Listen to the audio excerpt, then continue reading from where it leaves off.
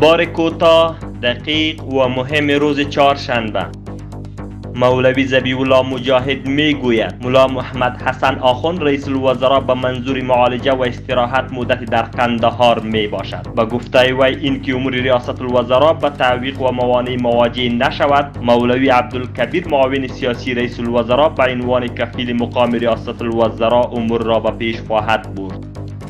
نورالدین عزیزی سرپرست وزارت صنعت و تجارت در راس یک هیئت به هدف اشتراک در 14مین گردهمایی بین المللی اقتصادی به جمهوری تاتارستان روسیه سفر کرد.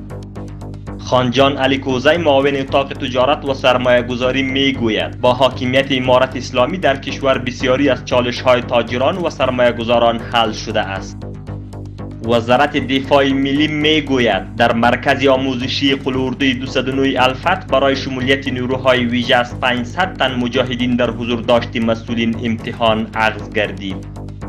با حاکمیت امارت اسلامی و تامین امنیت سرتاسری در کشور در 2 سال گذشته از طریق راه ترخم بیش از 32,000 خانواده مهاجر به کشور بازگشته اند.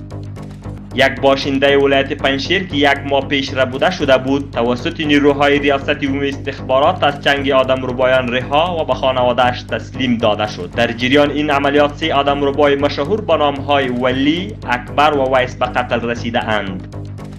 به منظور حفظ آثار جهادی در کشور موزیم ها ساخته می شود. مولوی عتیق الله عزیزی معین فرهنگ و هنر وزارت اطلاعات و فرهنگ می گوید افغان ها حق دارند که از قهرمانی قهرمانان خود و یا هم جنایاتی که به نام دموکراسی در 20 سال گذشته انجام شده اند آگاه شوند.